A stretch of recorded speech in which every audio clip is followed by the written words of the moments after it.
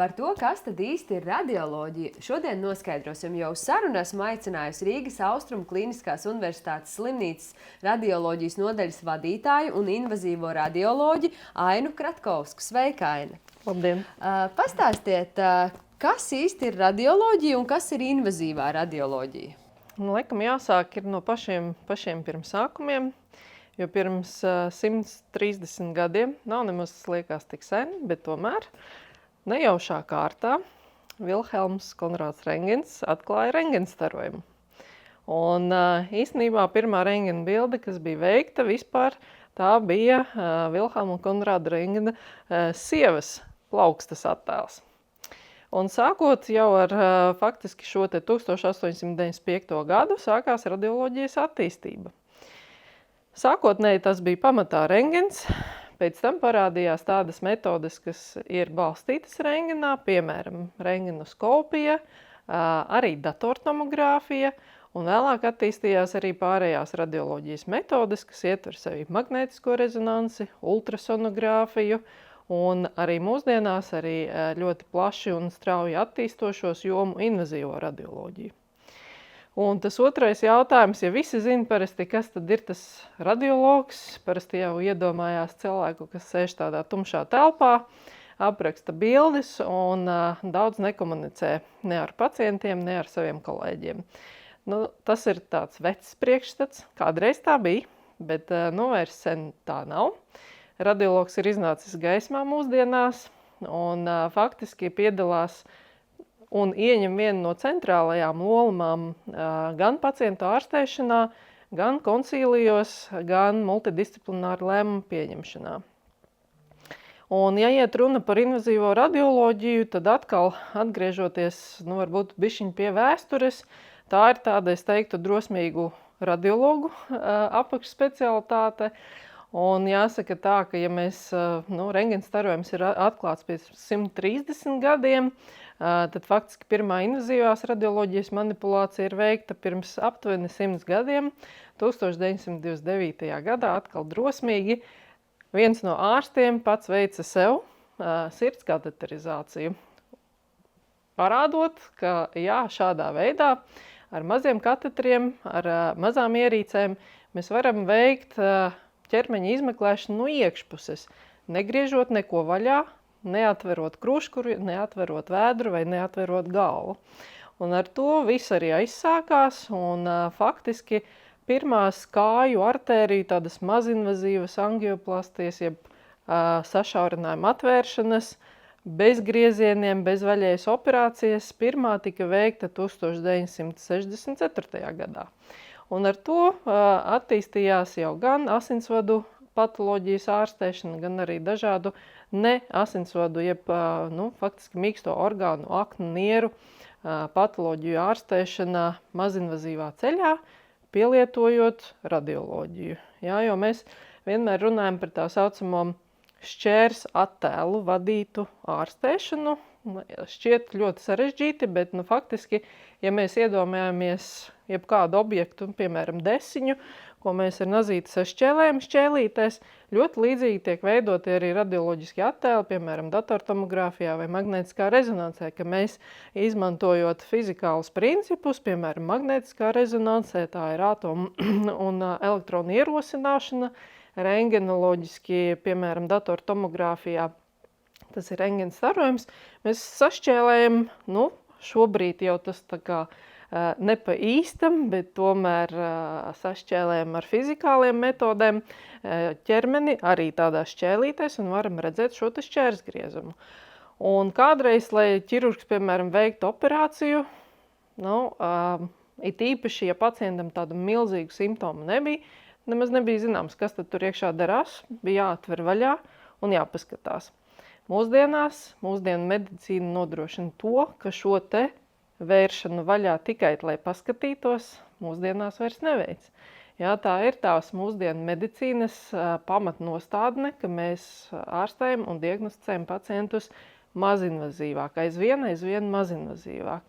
Un, lai to darītu, mums ir jāzina, kas tad tam cilvēkam ķermenī darās.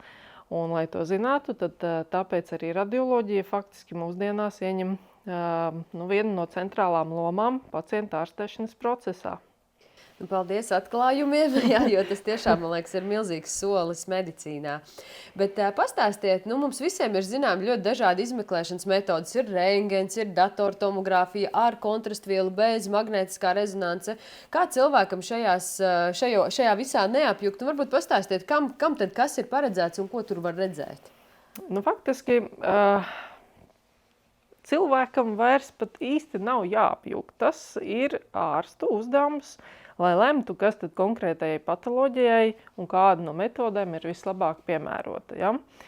Viena no nekaitīgākajām un visplašāk pieejamām metodām ir ultrasonogrāfija. Un visi zina, piemēram, delfīni, ja, vai sikspārņi lidojot pielieto ultraskaņas viļņus, lai faktiski konstatētus objektus. Ļoti līdzīgā veidā darbojās arī ultrasonogrāfijas iekārtas. Mēs paņemam speciālu ultrasonogrāfijas zondi, kas izdala ultraskaņu, kas atstarojās no audiem, un tādā veidā mēs iegūstam attēlu. Šī ir ļoti nekaitīga metode un plaši pieejama un tiek pielietota pamatā mīksto audu un orgānu izmeklēšanai. Ja? Ja mēs runājam par datortomogrāfiju, tā jau ir sarežģītāka metode, un pamatā tiek pielietota gan kaulu izmeklēšanai, ja, jo mēs varam iegūst ļoti skaistus trīsdimensionālus attēlus kauliem, atšķirībā, piemēram, no rentgena, kas veido tādu divdimensionālu bildi, tad datortomogrāfijā mēs varam iegūt skaistu trīsdimensionālu bildi un redzēt precīzi un arī plānot operācijas pēc šīm bildēm. Tāpat arī datortomogrāfija ļoti veiksmīgi realizē izmeklēšanu, piemēram, krūšukurvī, kas ir viena no tādām izaicinošākajām jomām. Kāpēc? Tāpēc, ka krūšukurvis nemitīgi kustās elpošanas rezultātā, sirdsdarbības rezultātā. Ja? Un tad, pateicoties datortomogrāfijai, mēs varam ieskatīties, kas tad notiek krūšukurvī iekšā bez atkal vaļējas iejaukšanās. Un magnētiskā rezonanse gan jau ir tāda, viena no komplicētākajām radioloģijas metodēm, kas ar dažādiem fizikāliem parametriem iedarbojoties, bet pamatā tas ir magnētiskais lauks. Un tad, kad šo pacientu mēs ievietojam magnētiskās rezonanses iekārtā, pacients pats kļūst par iekārtas sastāvdaļu. Faktiski pa lielam tā ir, jo caur cilvēku tiek izlaists cauri arī šis magnētiskais lauks, radot attēlu. Un ar magnētisko rezonanci mēs vislabāk varam diagnosticēt ļoti smalkas struktūras, piemēram, sīkus nervus galvā, sīkas struktūras galvas smadzenēs, piemēram, galvasmadziņu garozu, un arī ļoti, ļoti sīkus asinsvadus galvas smadzenēs, piemēram, malformācijas. Bet magnētiskā rezonanse ir arī viens no mūsdienu onkoloģijas stūrakmeņiem, jo ar magnētisko rezonansi mēs vienmēr nodrošinām pacientiem papildus informāciju. Bieži vien tas ir papildinoši datortomogrāfijai, bet tomēr tas ir daudz sīkāks izmeklējums, kas balstīts ne tikai struktūras pētniecībā, bet arī funkcijas pētniecībā. Ja? Un faktiski jau šūnu līmenī mums parāda arī šūnu aktivitāti. Tāpēc onkoloģijas jomā magnētiskā rezonanse ir šobrīd viena no tādām vadošajām metodēm. Jā, un tieši mans nākamais jautājums bija par to, kādās slimību gan ārstēšanās, gan diagnostikā var izmantot šīs metodas. Varbūt ir vēl kaut kas bez onkoloģijas. Jā, es teiktu, atbilde varētu būt ļoti īsa. Visās. Jo faktiski visās patoloģijās, kur ir jau kādas struktūrālas izmaiņas audos un orgānos, to mūsdienu radioloģija ir spējīga diagnosticēt. Bet, ja mēs ejam krietni sīkāk, tad, piemēram, žultspūšļa patoloģijas mēs mūsdienās diagnosticējam ar ultrasonogrāfiju un magnētiskās rezonanses izmeklēšanu. Dažādas onkoloģiskās saslimšanas, tur vienmēr iet metožu kombinācija. Tā vienmēr būs datortomogrāfija un magnētiskā rezonanse. Galvas smadziņu patoloģiju izmeklēšanai mēs vienmēr visbiežāk izmantojam magnētiskās rezonanses izmeklēšanu, bet, piemēram, asinsvadu patoloģijas izvērtēšanai, tā lielākoties būs tieši datortomogrāfija ar kontrastvielas ievadīšanu, ko mēs saucam par datortomogrāfijas angiogrāfiju. Un kā notiek radiologa sadarbība, teiksim, ar citiem ārstiem, teiksim, ķirurgiem, varbūt ģimenes ārstiem vai, droši vien vēl kādiem, ko es nenosaucu? Jā, mūsdienu medicīnā faktiski sadarbība starp dažādām specialitātēm ir pamats. Pamats pacienta veiksmīgai ārstēšanai. Un, katrs mēs esam personības, bieži vien lielas zvaigznes, kurām varbūt kādreiz ir tendence nesarunāties savā starpā, bet tas ir absolūti nepareizi, jo viena metode nevar dzīvot mūsdienās bez otras. Piemēram, mūsdienu ķirurģija bieži vien vairs faktiski nav iedomājama bez radioloģijas, bet arī radioloģijai nav jēgas, ja nav ķirurģijas, kas tai seko. Vai otrādi, piemēram, ja tās ir internās medicīnas saslimšanas, arī tur bez radioloģijas faktiski neviena no pacienta ārstēšanas procesiem mūsdienās nenorisinās. Jā, līdz ar to radiologs, kā jau es teicu pašā sākumā, mūsdienās ir iznācis no sava tumšā kabineta un ir kļuvis par mūsdienu medicīnas vienu no galvenajiem spēlētājiem. Ja? Un, protams, tā vienmēr ir un paliek sadarbības starp specialitātēm. Un mūsdienās, man liekas, viens no tādiem ļoti nozīmīgajiem momentiem, kas arī pacientam ir ārkārtīgi svarīgi, ir konsīlija, multidisciplināri konsīlija, kad daudzi ārsti ar dažādām pieredzēm, katrs no sava skatu punkta sanāk vienā telpā un izdiskutē par vienu konkrētu pacientu. Mēdz būt situācijas, kad par vienu pacienta diagnozi savstarpēji sākotnēji varbūt izstrīdās līdz pat 20 ārstiem, bet priekš pacienta tas nozīmē, ka lēmums, kas būs pieņemts, tas būs vislabākais, visobjektīvākais un visticamāk vispareizākais. Tagad mēs dodamies nelielā reklāmas pauzē, bet tikmēr mēs iedzersim gardu citrusa ūdeni, bez kalorijām un bez pievienota cukura.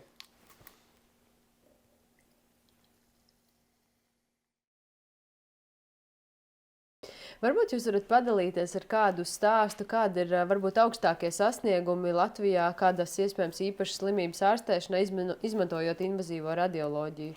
Jā, šobrīd es gribētu varbūt akcentēt tieši nevaskulāro invazīvo radioloģiju, kas ir uzsākus visā pasaulē, tādu uzvaras gājienu. Un šo vēl apakšnozari mēs saucam par invazīvo onkoloģiju, jeb invazīvo onkoradioloģiju. Un šīs ārstniecības metodas ir saistītas ar specifisku termālu pielietojumu. Ja? Ja mēs tā paskatāmies varbūt atpakaļ vēsturē, kā tika ārstētas brūces uz ķermeņa. Bieži vien tas bija piededzināšana ar nokaitētu dzelzi. Visas brūces, kas gūtas karā, tika nokaitētas. Ja? Vienkārši pielikts karstums. Mūsdienās, var teikt, mēs esam gājuši krietni tālāk, tehnoloģiski attīstījušies, bet, piemēram, ja ir audzējs aknās, mēs varam ar speciālu zondi, datortomogrāfijas kontrolē vai mūsdienās arī ar specializētām robotizētās navigācijas rokām, kas arī Austrumslimnīcā ir pieejamas, nodrošināt tādu ļoti augsta līmeņa ārstēšanu, tāpat kā jebkurā lielākajā Eiropas klīnikā. Mēs esam spējīgi ar precizitāti līdz milimetram iedurot speciālu adatu šajā te audzējā, aknās vai nierēs, pielietot vai nu piesaldēšanu, vai nu otrādi izdedzināšanu. Tādā veidā audzējs tiek iznīcināts bez griešanas vaļā, un bieži vien to var realizēt arī bez vispārējās anestēzijas. Un faktiski pacients pēc nopietnas patoloģijas, tātad onkoloģijas ārstēšanas, var aiziet mājās. Ja ne tās pašas dienas vakarā, tad nākamās dienas rītā.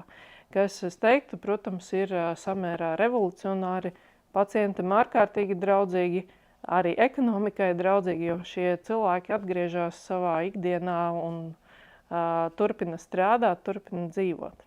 Jā, manuprāt, šis ir tiešām liels sasniegums. Un nākamais jautājums man arī bija par to, kā jūs redzat tādu radioloģijas attīstību nākotnē, un vai šajā profesijā jau ir ienācis arī mākslīgais intelekts un digitālās tehnikas. Un tagad es dzirdēju, ka jau kad ir kādas robotizētas rokas, varbūt ir vēl kas. Jā, mākslīgais intelekts, man liekas, mūsdienās radioloģijā ir ienācis jau sen. Un es teiktu, radioloģija ir ļoti pateicīga vide, kur mākslīgajam intelektam attīstīties. Un, protams, mūsdienās visi uztraucās, ka tas darbs tiks pazaudēts, jo mākslīgais intelekts visu pārņems. Tad jāsaka tā, ka šobrīd jau lielākoties jebkuras jaunas, modernas iekārtas darbību nodrošina tieši mākslīgais intelekts. Pat ja mēs to īsti neredzam tā uzreiz ar aci skatoties. Ja? Bet attēlu veidošana, kas radioloģijā ir vissvarīgākā, notiek jau praktiski lielākoties uz visām iekārtām, pateicoties mākslīgajam intelektam, kas mums ļoti palīdz.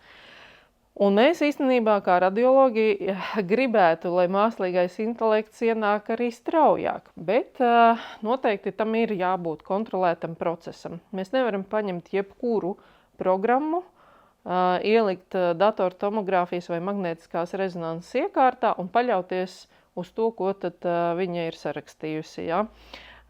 Tādiem žēl joprojām tas nav, un es domāju, ka paies vēl diezgan ilgs laiks, kad tas notiks. Šādā veidā, bet vienmēr visticamāk gala beigās būs tas viens cilvēks, kas nospiedīs pogu apstiprinu. Ja, ka tas, kas ir konstatēts ar mākslīgā intelekta līdzdalību, patiešām atbilst patiesībai. Līdz ar to faktiski cilvēka loma medicīnā nezudīs. Mēs turpināsim veikt izmeklējumus, bet šis mākslīgais intelekts būs kā mūsu labā roka. Jā, pilnīgi piekrītu, jo, manuprāt, mākslīgais intelekts tomēr bez cilvēka smadzenēm un pieredzes šobrīd ir par vāju, un es domāju, ka tā sadarbība tikai veidosies ar vien ciešāku un spēcīgāku. Bet kā jūs vērtējat šo attīstību tieši Latvijā, salīdzinoši ar pasaules fonu? Es teiktu, mēs neatpaliekam. Un drīzāk mums burtiski arī šorīt no rīta bija saruna ar Somijas kolēģiem.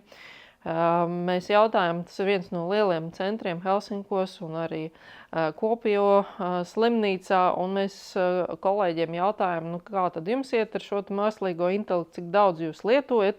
Viņi teica, īstenībā jau mēs vēl nelietojam. Ja? Tādā ziņā mēs varbūt arī cenšamies turēt līdzi, un ir lielākoties arī jaunas programmatūras, ko arī mēs aprobējam. Kā jūs minēju, tas vēl nav tik plaši izplatīts kliniskajā praksē, bet aprobējam savā ikdienā un cenšamies izvērtēt, kas tad no visa šī piedāvātā klāsta, jo tas šobrīd tirgu ir milzīgs. Bet kas tad no visa šī piedāvātā klāsta sniedz mums divas lietas. Mazāks kļūdu skaits, jo mēs esam cilvēki, mēs kļūdamies. Un ja ir kaut kāds rīks, kas mums palīdz vismaz dažas lietas caurskatīt un palīdzēt verificēt, tad tas jau samazina cilvēciskās kļūdas risku, jo, ja, piemēram, tā ir dežūra, tā ir nakts, 3 naktī, jebkurš cilvēks grib gulēt. Arī ārsts arī ir cilvēks, lai gan dažkārt tā varbūt neliekās. Un mākslīgais intelekts tad šajā brīdī ir tas, kas neguļ, viņam nenāk miegs. Un viņš gan var palīdzēt samazināt šo kļūdu risku, tas ir numur 1. Un otrkārt ir arī mākslīgā intelekta, faktiski spēja atlasīt tos gadījumus no visas tās lielās listes, kas radiologam stāv priekšā, kuri tad no šiem pacientiem ir jau ar mākslīgajam intelektam saskatāmu akūtu patoloģiju, hiperakūtu patoloģiju.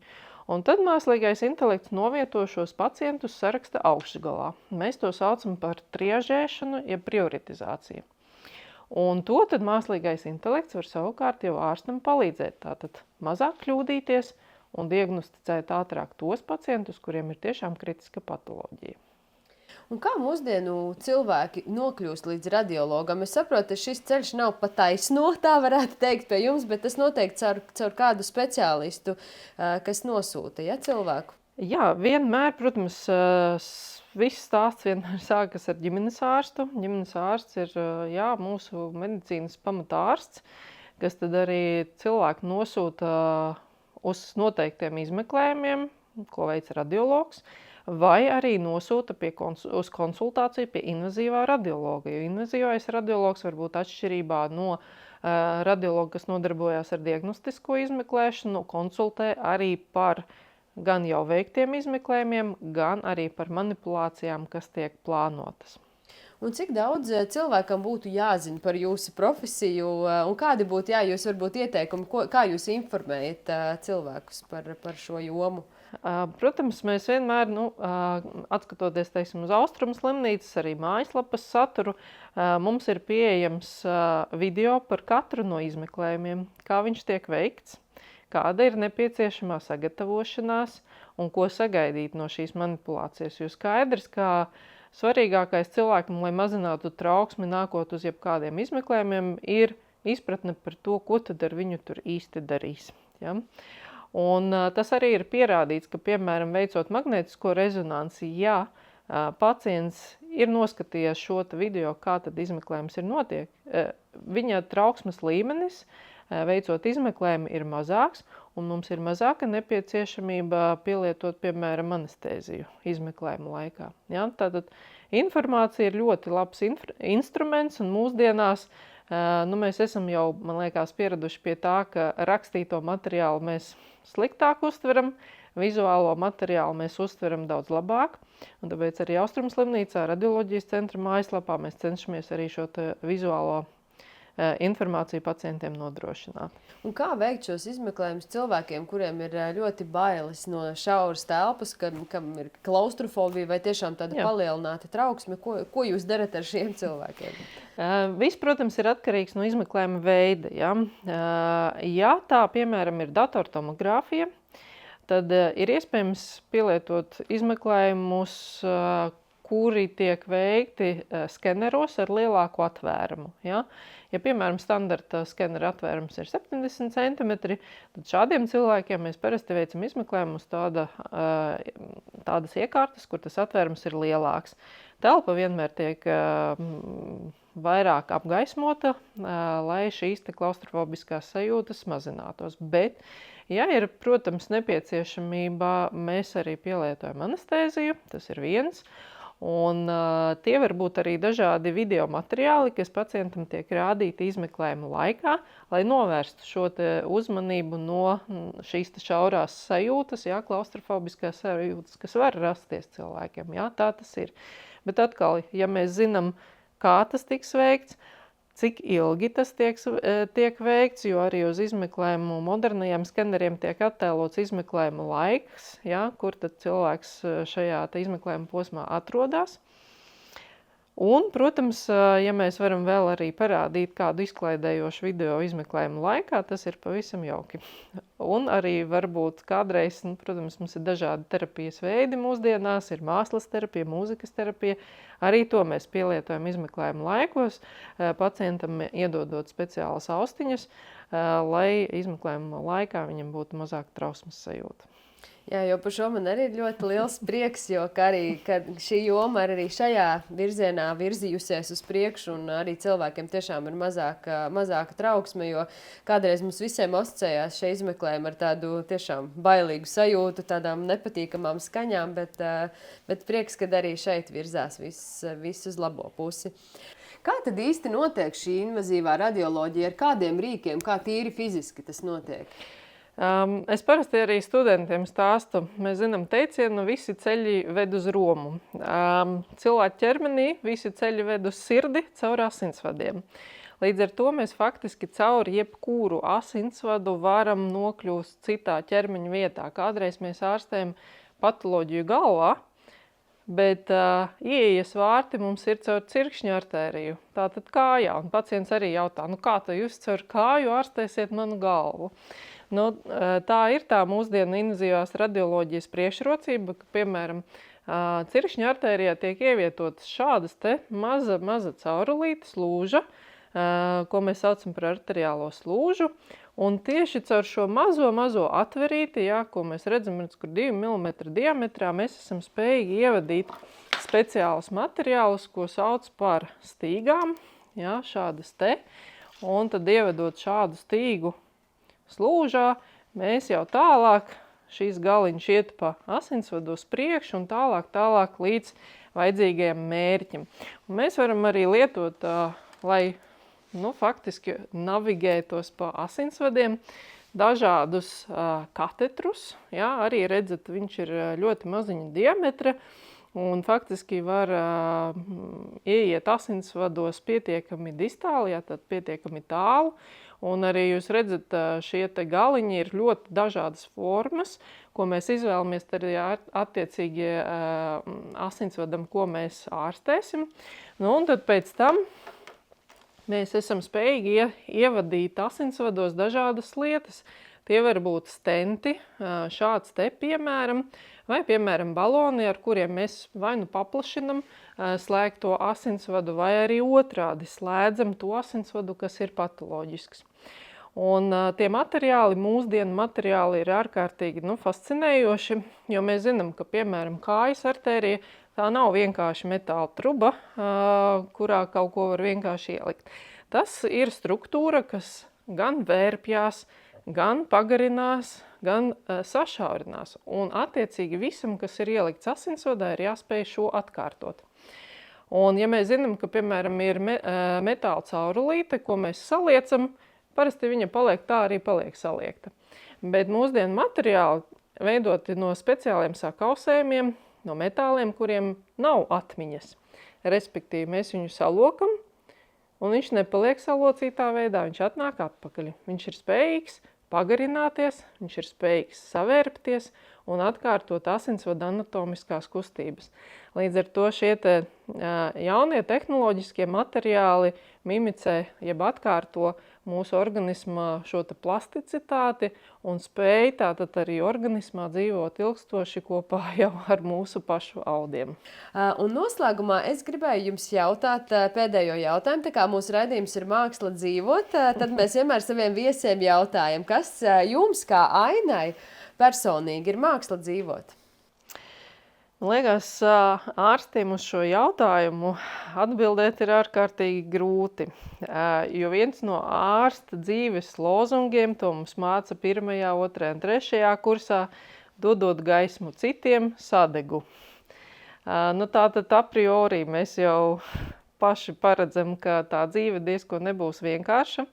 Tāpēc, lai arī mēs savās konsultācijās bieži vien stāstam, kā ir pareizi dzīvot, ka ir daudz jākustās, pareizi jāēd, jāguļ vismaz 8 stundas diennaktī.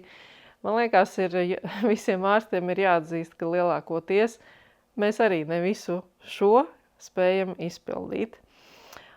Bet tāpat laikā man šķiet ir jāspēj atrast balanss. Nav tā, ka mēs varam realizēt sevi tikai caur rožainu sevis piepildījumu un sekošanu pilnībā šiem te kanoniem. Tā nav. Arī darbs, kas sniedz pozitīvu atgriezenisko saiti, tie pacienti, ko mēs redzam pēc tam dzīvojam veiksmīgu, laimīgu dzīvi pēc ārstēšanas, ko esam veikuši, ir tas, kas arī mūs uzlādē turpmākai darbībai. Jo skaidrs, atdodot šo te gaismu citiem, mums arī ir jāatrod enerģijas avots, kurā uzlādēties. Ja? Un man liekas, tādēļ daudzi no ārstiem varbūt ne vienkārši nodarbojās ar sportu, bet iet tieši dabā. Jo daba gan tā ir vieta, kur cilvēka prāts nomierinās un cilvēks ir spējīgs uzlādēties. Ja? Tāpēc daudzi no mums ir trekinga mīļotāji, daudzi iet kalnos, daudzi orientējās pa brīvdienām un skrien apkārt, ja? Esot pamatā dabā. Jā, manuprāt, ārsta profesija tiešām ir ļoti cienījama, un tā ir ne tikai profesija, bet īstenībā kaut kādā ziņā ziedošanās cilvēcei. Un tāpēc es novēlu jums vienmēr atrast balansu un mieru sevī. Paldies par šo vērtīgo sarunu. Es noteikti arī uzzināju ļoti daudz ko jaunu. Man arī bija daudz jautājumu tieši par šiem radioloģiskiem izmeklējumiem. Un man ir tagad tāds patiešām skaidrs priekšstats, kur tad mēs dodamies un kādi izmeklējumi, kādus rezultātus mums sniegs. Un es vēlos pasniegt jums arī dāvaniņu no mūsu sadarbības partnera no Vizio. Kapsulas nogurušām acīm, domāju, būs ļoti noderīgi. Vizio kapsulas kapsulas ir radīts, lai rūpētos par acu labsajūtu, īpaši piemērots jūtīgām un noslogotām acīm, kas ikdienā cieš no palielinātas slodzes. Paldies liels! Un vēl arī dāvaniņa no mūsu sadarbības partnera no Stenders, rūpes arī par ķermeni. Cik jauki! Dabiski Latvijā radīti produkti. Paldies liels! Būs laiks savu! Paldies, ka skatījāties interviju un bijāt kopā ar mums. Ārsta darbs patiešām ir ļoti vērtīgs, tāpēc novērtēsim to un būsim pateicīgi ikvienam ārstam, kas gadījies mūsu ceļā. Pilnu interviju skatieties YouTube.